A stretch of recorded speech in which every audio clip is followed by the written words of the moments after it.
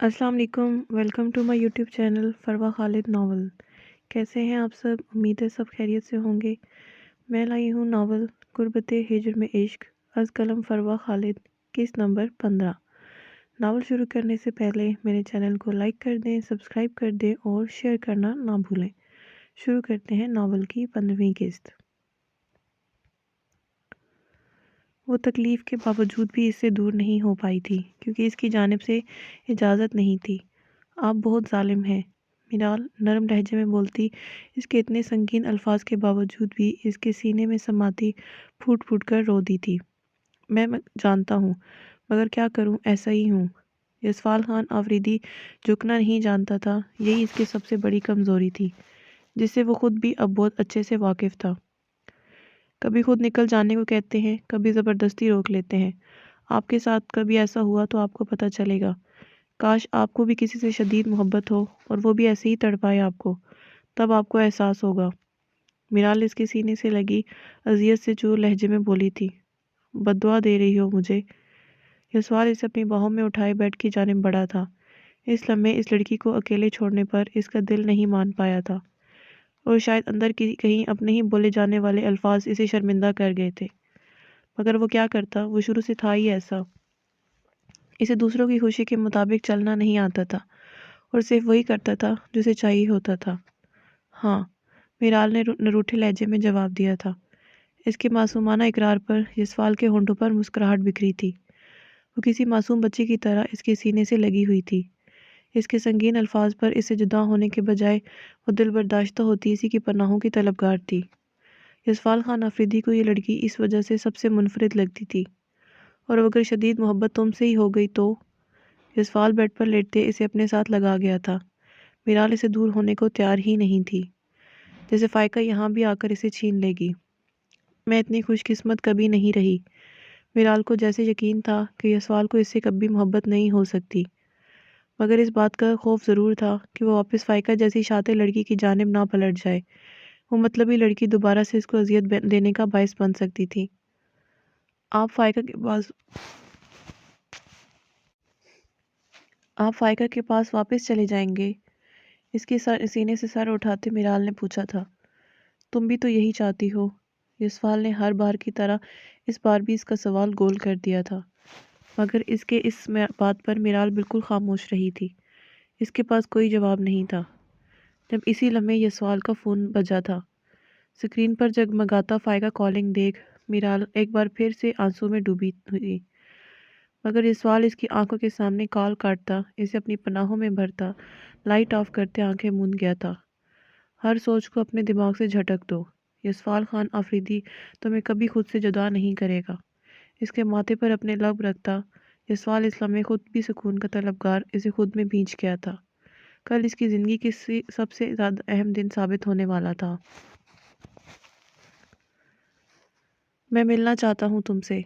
अमान Shirazi phone कान से लगाए हुए था जब इससे अब्बास खान अफरीदी की बेबसी से लबरेज आवाज़ सुनाई दी थी। कुछ वक्त पहले मैंने भी आपसे यही डिमांड की थी अब्बास खान अफरीदी। अमान शिराजी ने सिगरेट का धुआं फ़िज़ा में छोड़ते अपने मखसूस सर लहजे में जवाब दिया था। मुझे मेरी बेटी वापस कर दो, तुम जो कहोगे मैं तुम्हारी हर बात मानूंगा। अब्बास खान अफरीदी की बेटी की जुदाई ने उनकी अकड़ ख़त्म कर दी थी। माफ़ कीजिएगा, अब वो सिर्फ आपकी बेटी नहीं मेरी बीवी भी है।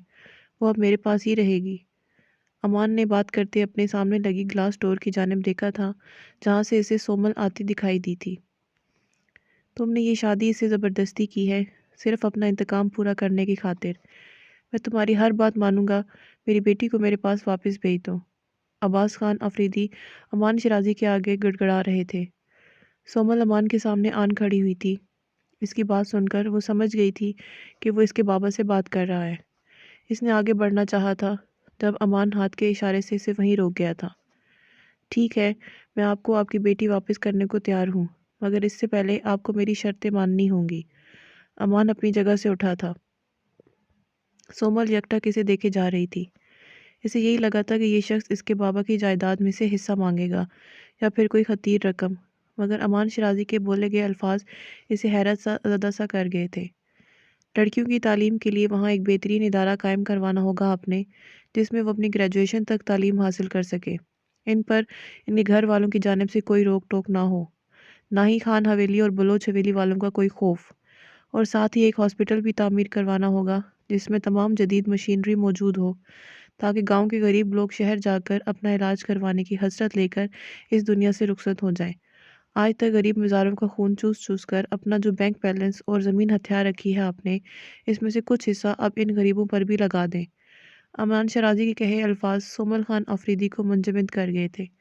یہ شخص ایسا کیوں بول رہا تھا؟ اس نے تو آج تک یہی سنا تھا کہ امان شرازی ایک بہت برا انسان ہے جو صرف لوگوں کو نقصان پہنچانا ہی جانتا ہے، اور وہ یہ سب کر کے صرف اس علاقے کی سرداری حاصل کرنا چاہتا ہے۔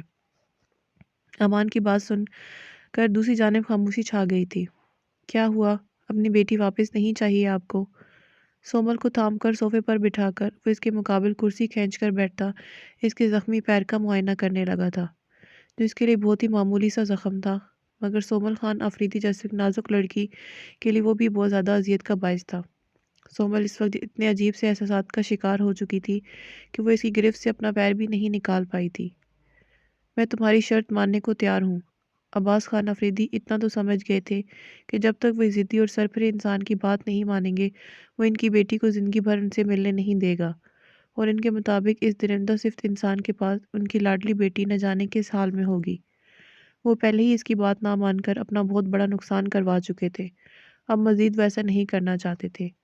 جو انسان خود ہی اپنے گاؤں میں لڑکیوں کی تعلیم کے سخت خلاف تھا، وہ اب خود اپنے ہاتھوں سے تعلیمی ادارے کی بنیاد رکھنے والا تھا۔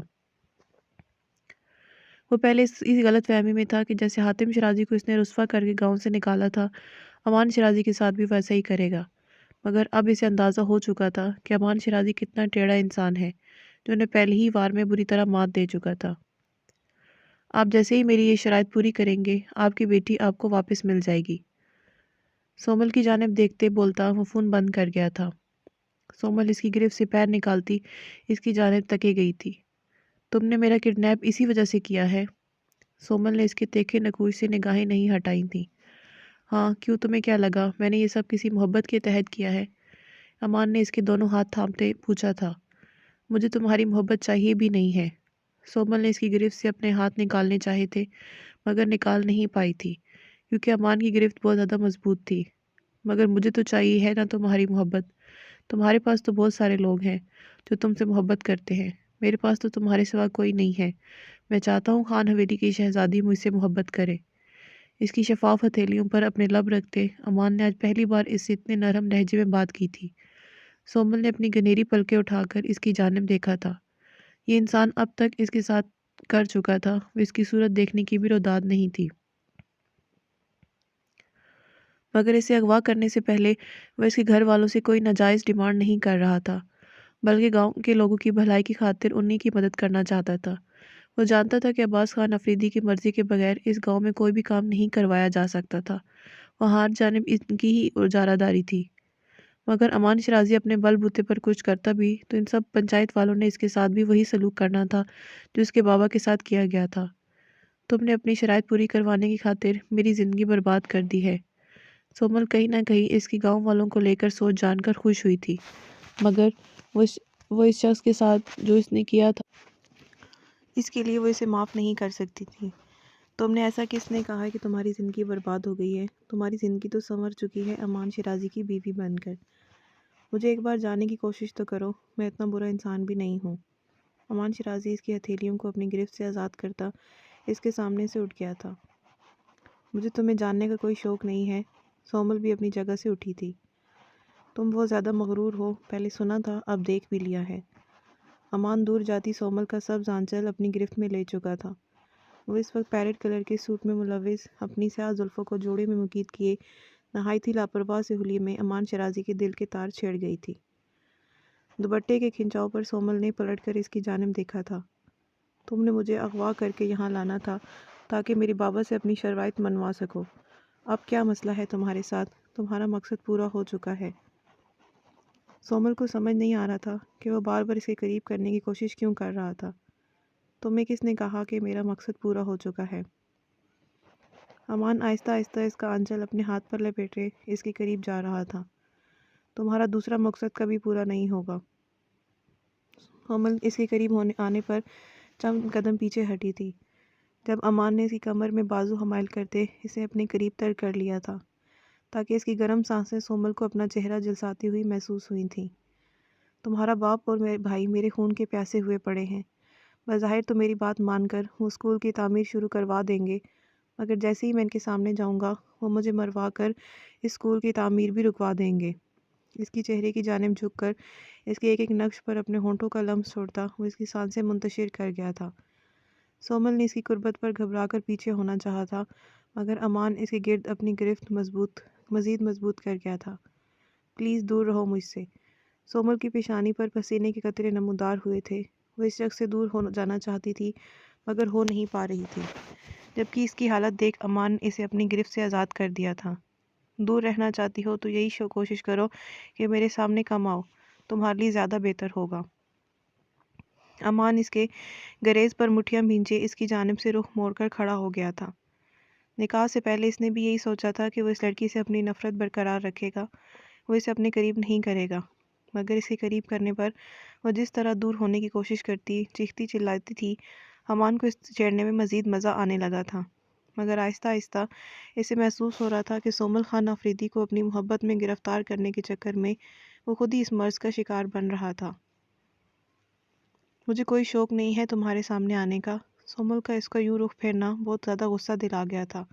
وہ بھی تپ کر بولی تھی، تمہیں تمیز سے بات کرنا نہیں آتی کیا؟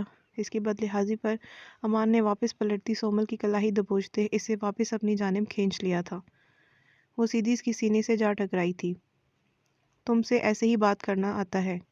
امان کے نرم رویے کی وجہ سے سومل کے اندر اسے دو بدو بات کرنے کا حوصلہ پیدا ہو چکا تھا۔ اسے قریب کرنے پر سومل بنا گھبرائے بولی تھی، پورا نصیر آباد جس کے نام سے کامتا تھا، تم اس کے سامنے اتنی بدتمیزی سے بات کر رہی ہو، اس بات کا انجام کیا ہو سکتا ہے جانتی ہو تم؟ امان اس کی گالوں میں پڑتے ڈمپلز پر ہونٹ رکھتے سومل کی دھڑکنیں بڑھا دی تھیں۔ اس کا دل بہت زور سے دھڑکنے لگا تھا۔ ساری تیزی تراری ایک ہی دم پل میں ہوا ہوئی تھی۔ میں نہیں ڈرتی تم سے، سومل نے کانپتی آواز میں سے کہا تھا۔ اس کی نگاہیں اپنے بہت قریب موجود اس شخص کی گہریلی مونچھوں پر تھیں، جس کی شخصیت کو مزید وارو بنا رہی تھیں۔ امان شیرازی کے وجود سے اٹھتی مہک سومل کے حواسوں کو معطل کر رہی تھی۔ اس کا دل تیز رفتاری کے ساتھ دھڑک رہا تھا، جن کی دھڑکنوں کو اس نے امان شیرازی سے پوشیدہ رکھنا چاہا تھا۔ تو پھر یہ کپکپاہٹ کس کے خوف کی وجہ سے ہے؟ اس کے دل فریب گلابی ہونٹوں کو انگوٹھے سے مسلتے امان نے اس کو مزید لال کر دیا تھا۔ تم مجھے اس طرح اپنے حصار میں نہیں جکڑ سکتے۔ سومل نے اس کے سینے پر دونوں ہتھیلیاں جماتے اسے خود سے دور دھکیلا تھا۔ جب امان اس کی دونوں کلائیاں اپنی گرفت میں لیتا، اپنی دونوں طرف باندھتا، اس کا چہرہ اپنے قریب تر کر گیا تھا۔ اگر میں نے تمہیں اپنا اسیر بنانے کی کوشش کی تو ایک بچ نہیں پاؤ گی، اس لیے مجھ پر ان باتوں کا الزام مت لگاؤ جس میں میں بے قصور ہوں۔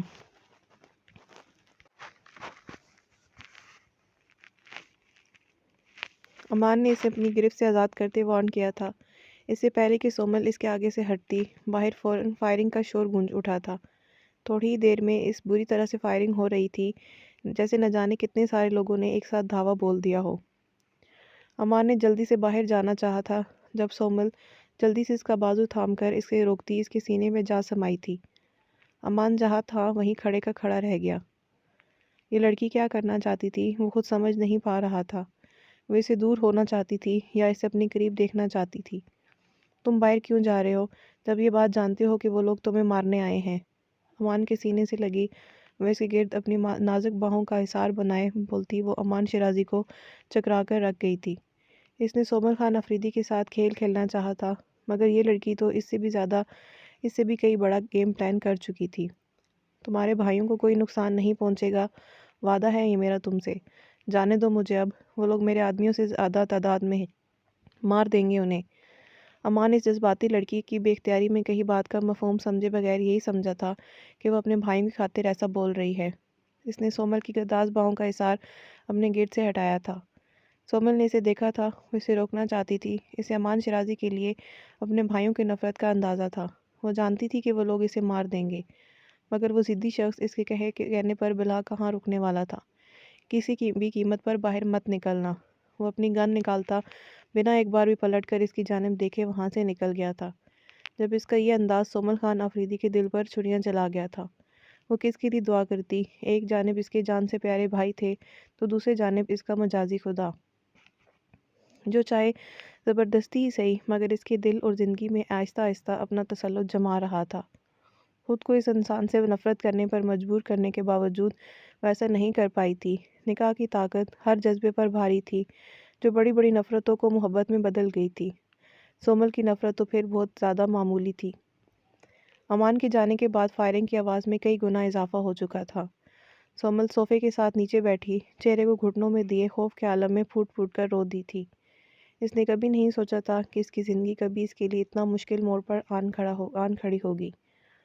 کافی دیر کے بعد جا کر فائرنگ تھمی تھی اور 5 منٹ کے بعد دروازہ کھولنے کی آواز آئی تھی۔ سومل نے گود سے سر اٹھا کر بھیگی پلکوں سے اوپر دیکھا تھا جہاں اسے ملازمہ اندر آتی دکھائی دی تھی۔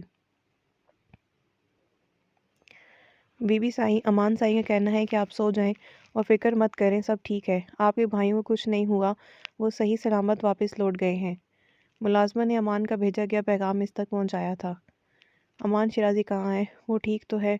اپنے بھائیوں کی جانب سے فکر ختم ہونے کے بعد سومل خان آفریدی کو امان شیرازی کی فکر ہوئی تھی۔ جی بی بی سائیں، سائیں کا کہنا ہے کہ وہ ٹھیک ہے۔ ملازمہ نے بنا جھوٹ بولے جواب دیا تھا۔ مجھے سچ سچ بتاؤ، اگر وہ ٹھیک ہے تو خود اندر کیوں نہیں آیا؟ سومل کو ملازمہ کا نگاہیں چرانا مشکوک کر رہا تھا۔ جی بی بی سائیں، امان سائیں کو گولی لگی ہے، انہوں نے اپنے بندوں کو اور آپ کے بھائیوں کو کوئی نقصان نہیں ہونے دیا، مگر ان سب کو بچاتے بچاتے آپ کے بھائیوں کے ہاتھوں خود زخمی ہو گئے ہیں۔ ملازمہ کے لہجے میں اپنے سائیں کے لیے بہت زیادہ فکر اور عقیدت چھلک رہی تھی۔ وہ سومل کو ساری بات بتاتے رو دی تھی، جبکہ سومل کو لگا تھا جیسے کسی نے اس کا دل اپنی مٹھی میں لے کر مسل دیا ہو۔ وہ ملازمہ کی اگلی بات سنے بغیر اپنی شال اٹھاتے روم سے نکل آئی تھی۔ بی بی سائیں، سائیں نے سختی سے منع کیا ہے، آپ وہاں نہیں جا سکتی۔ ملازمہ اس کے پیچھے پیچھے سیڑھیاں اترتی اسے روکنے کی کوشش کر رہی تھی، مگر سومل اس کی کوئی بھی بات سنے بغیر نیچے ڈرائنگ روم میں آن پہنچی تھی، جہاں سے ڈاکٹر اس کی بینڈیج کرتا اٹھ رہا تھا۔ امان کے ارد گرد اس کے بہت سارے گارڈز موجود تھے۔ سومل بنا کسی کا لحاظ کے اندر قدم رکھ گئی تھی۔ امان، اس کی بھیگی آواز پر امان شیرازی نے نگاہیں اٹھا کر اس کی جانب دیکھا تھا۔ باقی سب لوگ نگاہیں جھکا گئے تھے۔ سومل بنا کچھ بولے اس کے چوڑے سینے میں آن سمائی تھی۔ امان اس کی اس حرکت پر خود ساکت رہ گیا تھا، جبکہ ارد گرد کھڑے لوگ اس طرح سر جھکائے وہاں سے نکلتے چلے گئے تھے۔ سومل خان آفریدی، یہ کیا حرکت تھی؟ امان ساکت سا بیٹھا اس کے گرد اپنا حصار بھی نہیں باندھ پایا تھا، جبکہ اپنے سینے پر محسوس ہوتی اس کی بھیگی سانسیں اور تیز ہوتی دھڑکنیں امان شیرازی کے ضبط کو بری طرح آزما گئی تھیں۔ وہ اس کے گرد اپنے بازو کا حصار قائم کرتے اسے خود سے قریب تر کر گیا تھا۔ تم جو کرنے کی کوشش کر رہی ہو سومل آفریدی، یہ تم پر ہی بھاری پڑ سکتا ہے۔ میں کچھ بھی کرنے کی کوشش نہیں کر رہی۔ سومل نے بھیگی پلکیں اٹھا کر اس کی جانب دیکھا تھا۔ اس کا آنسوؤں سے لبریز شفاف چہرہ دیکھتا وہ کتنے ہی لمحے مبہوت رہ گیا تھا۔ وہ دونوں ہی ایک دوسرے کی محبت میں گرفتار ہونے سے خود کو بچانا چاہتے تھے، مگر اتنا ہی ایک دوسرے کے قریب آ رہے تھے۔ دونوں ہی اپنے گرد بنتے اس جال میں بری طرح الجھ رہے تھے۔ میں ٹھیک ہوں، مجھے کچھ نہیں ہوا، پلیز ایسے مت رو، کسی کو اپنے لیے اس طرح روتے دیکھنے کی عادت نہیں ہے۔ امان نے اس کے آنسو صاف کرتے کہا تھا۔ وہ دونوں اس وقت ایک دوسرے کے کافی قریب بیٹھے تھے۔